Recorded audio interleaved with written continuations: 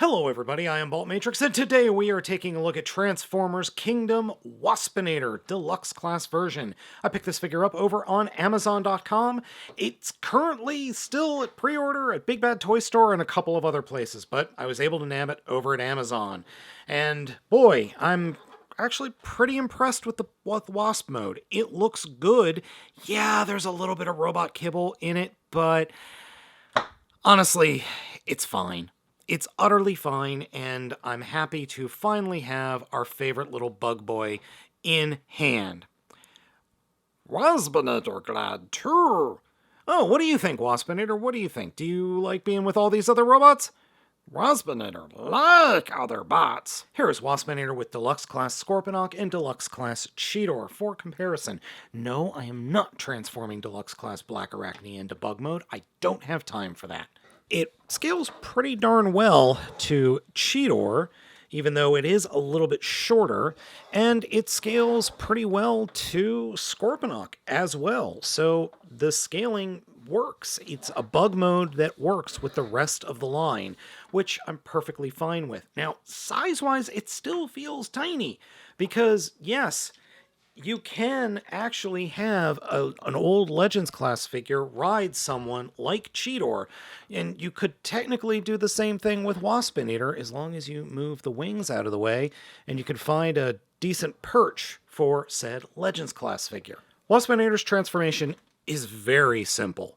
And I'm kind of appreciative of that because of all the insanity we've had with some of these other beast formers. First, come to the stinger at the back and just pop it off and it will become the gun. More of my opinions on that in a minute.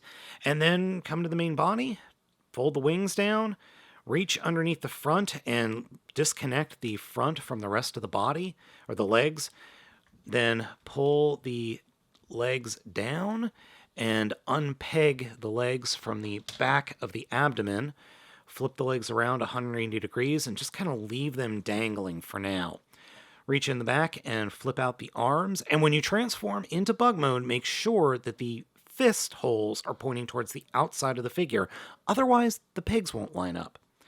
And then pull the entire head component down, pull out the shoulders, come to the front of the bug mode and split it in half, and then accordion it up into the back.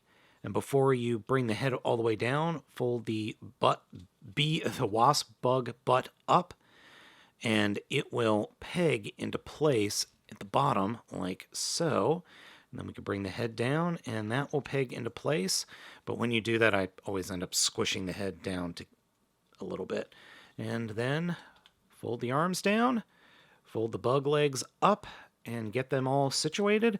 And then for the front bug legs, I like to fold them back just a bit so that they're out of the way, and flip up the toes, and flip back the heels, and we are done. The robot mode is nearly flawless in terms of accuracy to the original show. I love this robot mode. It works very well, and Waspinator just looks good. The animation model is a little bit smoother than what we've ended up with here, but I'm okay with that. We're talking about a 3D animation from the 90s versus a toy in 2021. There are going to be discrepancies. There just are. But, overall, solid robot mode. And I mean that specifically in the looks department. It looks the part of Waspinator, and the head sculpt is simply fantastic. They really could not have improved upon it. Yeah, some liberties were taken with the design, but it's as accurate as I think we're going to be able to get. Plus, look at that light piping. It's utterly beautiful. Now, I do have a few minor criticisms for the bot mode. First off, the chest keeps collapsing and closing up way too easily. The actual upper torso does not like to stay pegged on. It comes off way too easily. And the limbs, the bug limbs, I get why they're made out of just one solid piece of plastic, but I would really have liked it, especially on the legs, to be able to fold up better. There's really nothing I could do about that unless somebody like Non-Nef or another third party makes replacement legs. That's just me being, I don't know, annoying and critical. The other critical thing, or the other thing that I want to criticize, is the actual stinger gun. Yeah, it's molded on the bottom there, as you could see, but there's no real point. There's nothing that tells me that this is supposed to be a gun. It works in bug mode, but in robot mode, it's a little lacking. Yes, I am aware that JRC Designs has created a thing that'll attach to this to give it an actual like little harpoon gun at the back. I just haven't bought it yet, but other than that, there's the only folks that have made anything that would work with Waspinator. Other than those minor issues, oh, and yeah, the big hole in the bot mode's butt, that is a little bit off-putting. Other than those very minor issues, the only thing I can think of is that maybe the knees are a bit too loose, but that's something I can fix. While in robot mode, the figure is tiny. Like, it just feels so small. And then I put it up against Black Arachnia. Black Arachnia is a whole half head taller than Waspinator, which is so weird because they were the same height in the show, but who cares about that? But Black Arachnia was already small to begin with, and then here's Waspinator, and I'm like, oh my god, what is going on by Primus? Everybody's so short. I am very glad to have some of the original Predacons in my collection now. We only need Pterosaur, which is coming, and Tarantulas, which is supposedly going to get released in 2022, maybe, based on the leaks. I don't know. I'm really surprised that we haven't gotten a Tarantulas at all. Instead, we had that weird original Beast Wars repaint of Black Arachnia, who I have still not seen that set at my local Target, or at any of my Targets. I only saw it at TFCon, and no, I'm not spending $100. One last thing to talk about before we end the video review is there is a peg hole for Waspinator to get on a flight stand. However, it is right there.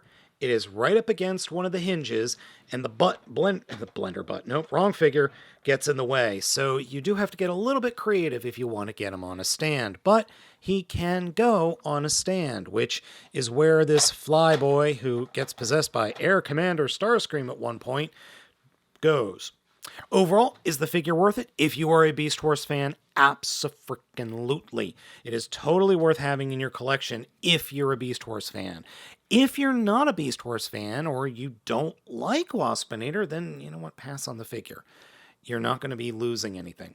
Now, what would I like to see going forward? I'd really like to see a return to Transmetal. I'd really like to see some Transmetal figures, because this Transmetal figure was my first Transmetal figure, or Transmetal Waspinator was the first Transmetal figure I ever got a hold of, and I would just like to see a return to form.